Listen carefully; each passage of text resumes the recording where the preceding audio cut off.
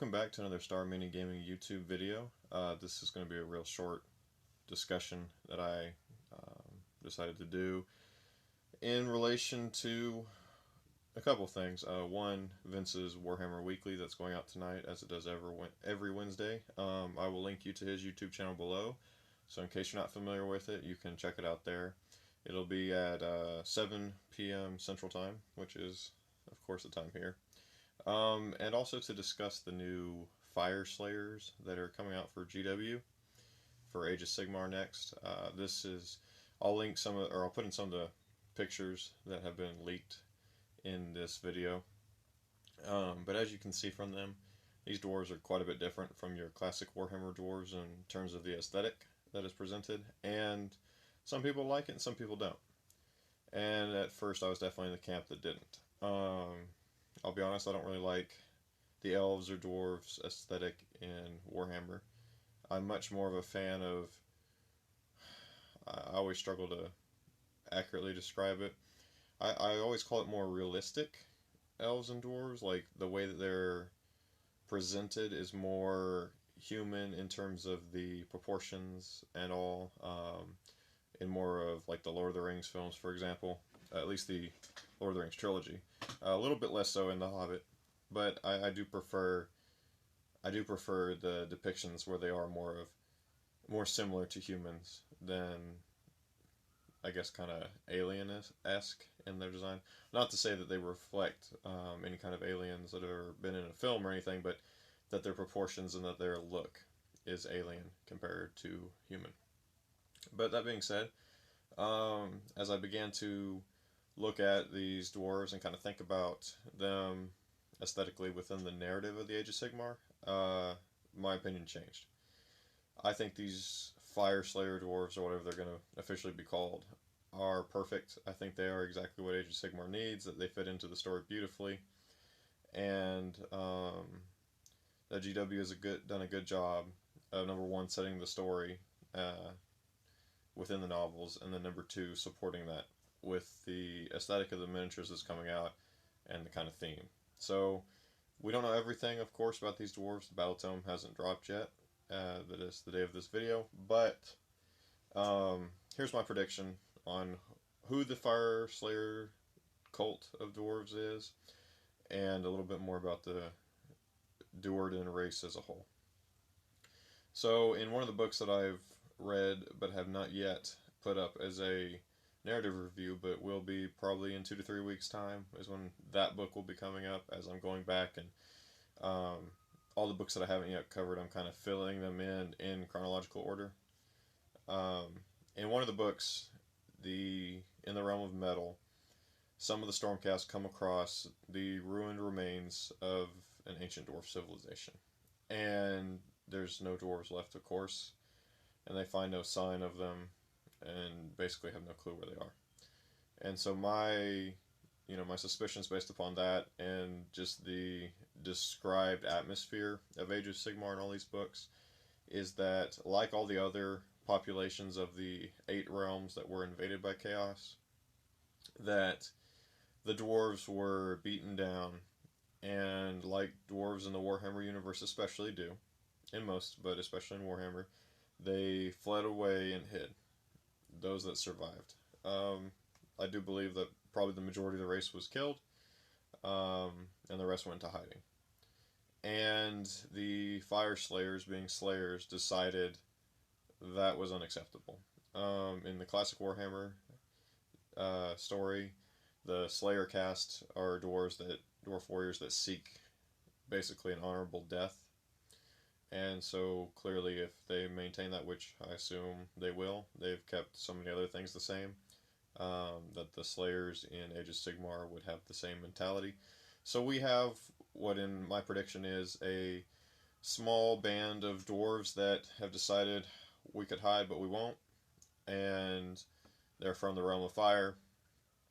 And so they basically strike out whenever they see the Stormcasts and the Seraphon attacking, beginning to strike back against Chaos. And this is the first step in Sigmar's great plan for the realms kind of waking up and fighting back, kind of coming to fruition. in the novels, we see the Stormcasts talk about how, yes, they can destroy and defeat chaos, but their ultimate goal is not only to do that, but to reunite the realms against chaos, because they themselves could fight chaos for an eternity and perhaps just end in a stalemate. But if they're able to unite the scattered and divided remains of the peoples of the other 8 realms, that they could forge a force that could destroy chaos perhaps once and for all. And so I believe the Fire Slayers are the first showing of that. They see the Stormcast come out, they see the Seraphon come out, and they decide, we're not alone in this anymore. It's not just a suicide mission in which nothing will be gained for our peoples. Let's go fight alongside these champions who have dared to challenge chaos, and let's take back our lands. And so I believe that whenever we see the book drop, the Battle of the Tome drop for the Fire Slayers, that's going to be the basic narrative that we get. And again, I don't have any leaks or any inside information on this. This is purely my speculation based upon the novel's description of all the peoples that are basically still alive from the other 8 realms, and the description of how chaos has basically crushed everything underfoot. Real briefly, some of the evidence for my position is, like I said, the dwarf cities are found in ruins in the realm of metal, and they don't know where they are. Also, the dwarves in the realm of metal had access to what's called the Silver Way, which is a special realm gate that the dwarves held, and in Age of Sigmar, the realm gates are like doors. You can walk through them from either side, but they are magical in nature, that you can, for most of them, if not all of them, choose a different location.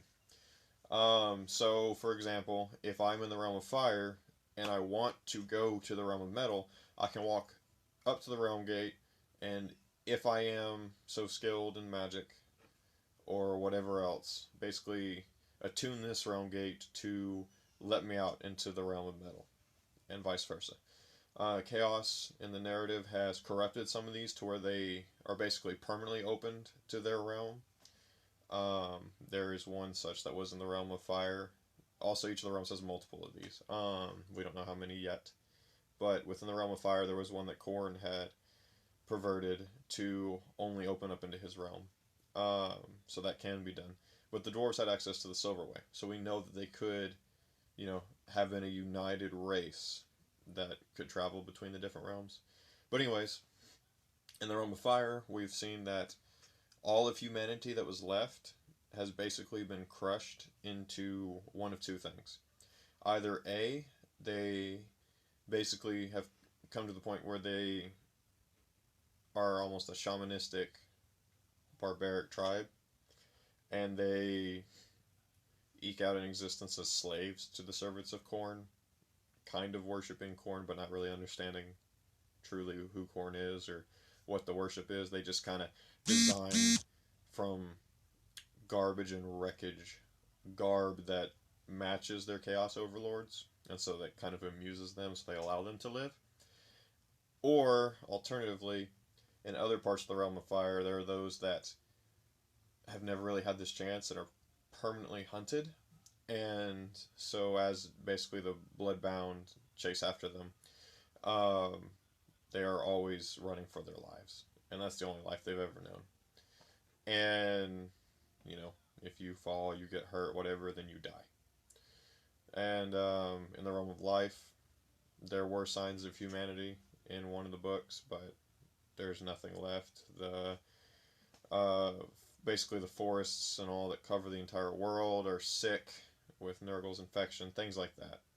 So we've seen that, that what's left of the different races and the different forms of life amongst these realms have been kind of pushed back into hiding or pushed to the near fringes of extinction. So I think that the Fire Slayers and the Duerden as a whole, kind of fitting this theme that I've talked about, would fit right into that narrative. So let me know what you think. Obviously, as I said before, Vince and Tom and their guest will be discussing the Duerden as a race in a lot of detail, and the new Fire Slayer leaks and what they think tonight. But let me know what you think. in the comments below, and check out that show tonight, the Warhammer Weekly, 7 o'clock Central Time. And until next time, this is James, and happy gaming.